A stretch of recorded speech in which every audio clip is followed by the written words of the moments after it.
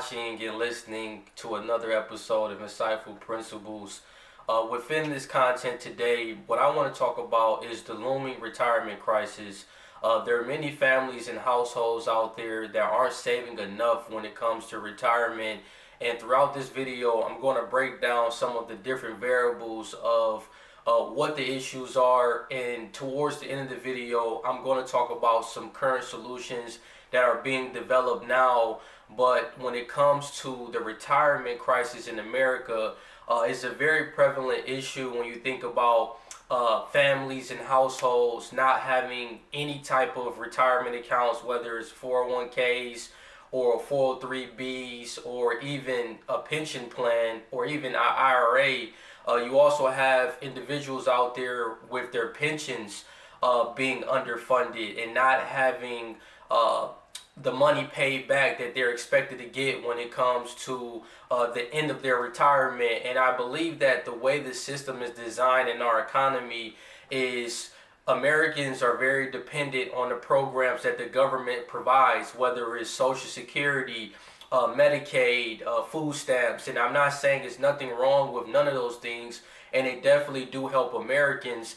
But I think us as being self-sovereign individuals, we have to take control into our own hands. And I believe that's why we have so many issues with a retirement obstacles when it comes to people not having enough money down the line, because people aren't saving enough, they're not contributing at all, and there's not enough empowerment from our government for people to feel encouraged to want to invest. So I'm going to talk about all of those different issues and some of the solutions towards the end of the video. If you all can continue to like, subscribe, and share this video, is greatly appreciated. And of course, if you're listening on a podcast, continue to rate, leave a review, and share with your family and friends. So according to the Census Bureau, they mentioned how for the forecast of 2030, there will be more than 73 million people aged 65 and older,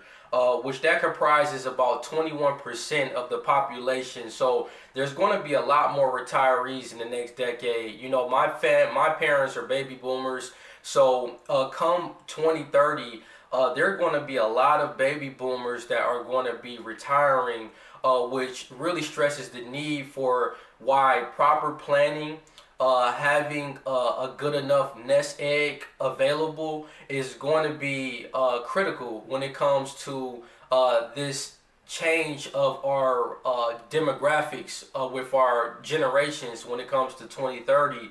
Now, the Center for the Retirement Research at Boston College, they estimate that about half of working age households are at risk. So meaning that they're struggling with 10% less of their income as they approach retirement. And another thing to keep in mind of why this is becoming a big issue in the future is because the life expectancy of men and women are going up. Women are living until age 82 and men are living to 78. So, 20 years ago, people weren't living that long, so there really wasn't a need for having, a sound retirement plan or having some IRAs and having different investments, because people weren't living at these ages. But now with the life expectancy going up, that's another reason why having that retirement conversation, having that long-term thinking mindset is so important.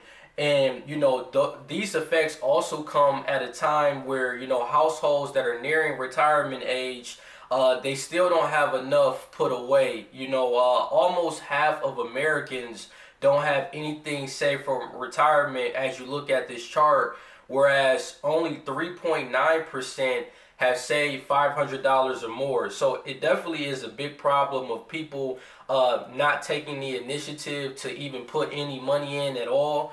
In 2019, the median retirement account balance for households between 55 and 64 years old was only $144,000, which that amounts to about $570 a month. That really isn't much at all when it comes to supplementing Social Security or other retirement income. You know, Social Security was never designed to be a person's only stream of income. It's only there as a minimum amount of income as a supplement. But I think so many people in the economy have become immune to relying on these different programs to cover their monthly income as a whole. With the lack of savings, more people are relying on Social Security, Medicaid, food stamps. And just to put this into perspective, when it comes to Social Security, there's 70% of those that are unmarried.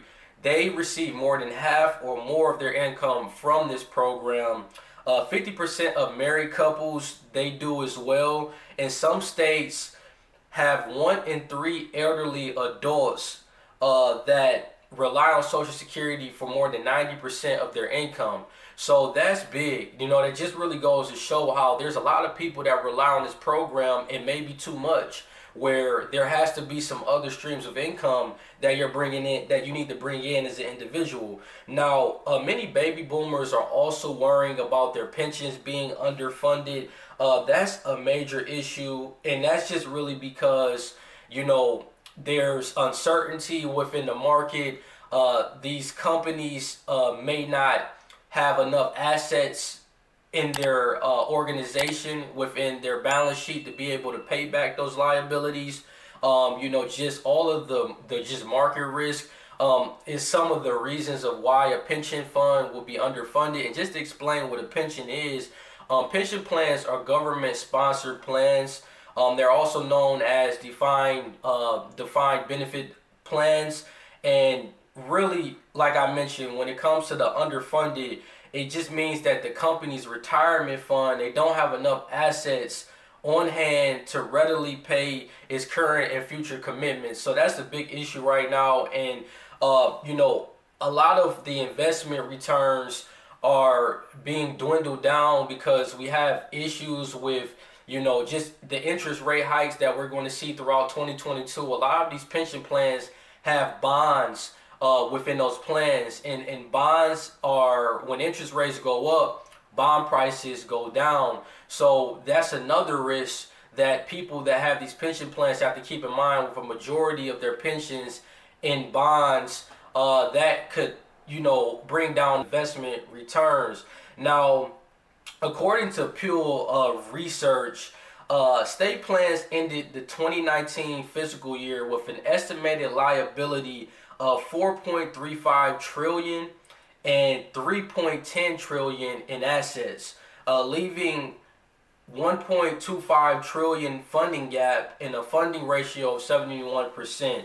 So that's one thing that you can see just right there, that there's more liabilities than there are assets, which there's that funding gap of it not being enough funds. Now, I did read on Pure Research that in 2021, after the recovery that we seen from the pandemic, there has been a lot of improvement where that funding ratio has been going up closer to 80%, because there's been a lot of good investment market returns when we look at the stock market.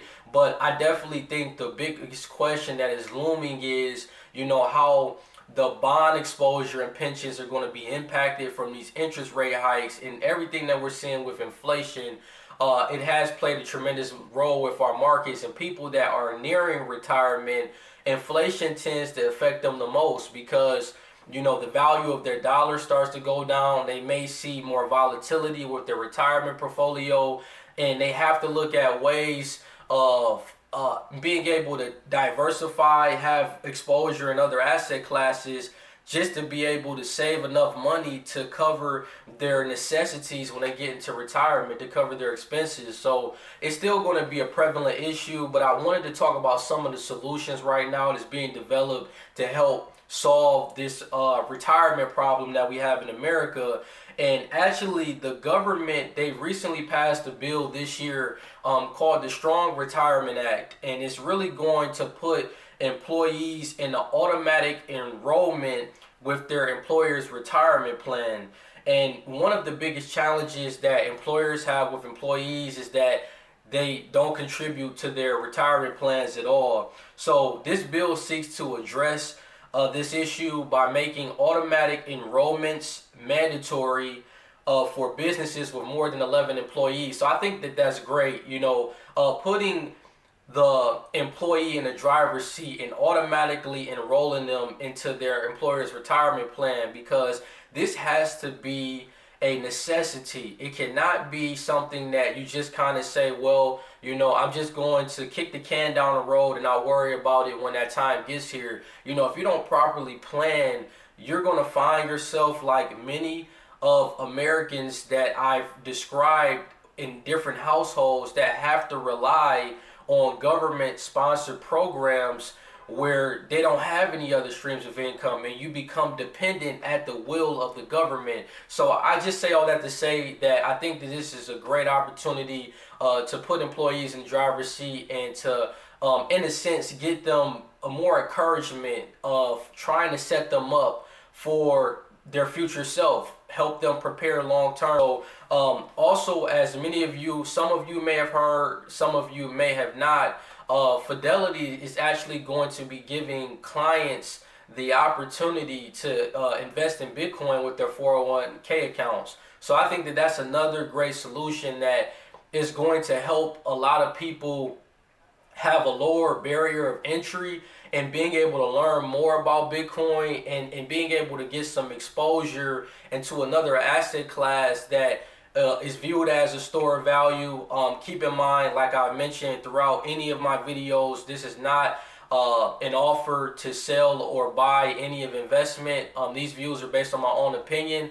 But as I have done research on just digital assets and looking into Bitcoin, I think that it gives people the opportunity to look at a decentralized form of money and having that exposure in an asset class that is going to provide tremendous value of something that also is used as a technology use case when it comes to how money is sent across the world. This is going to be a great opportunity for you to get exposure, and I know that this probably won't come to mid-year. So hopefully during summertime we start to see that that is an option when you look at the list of funds that you can invest in with your retirement plan. I think that there are some solutions out there that are being developed to help solve this retirement crisis that we are experiencing. But as always, thank you all for watching. Continue to like, subscribe, and share this video. Don't forget to hit that notification bell because you'll be notified every week when I drop content.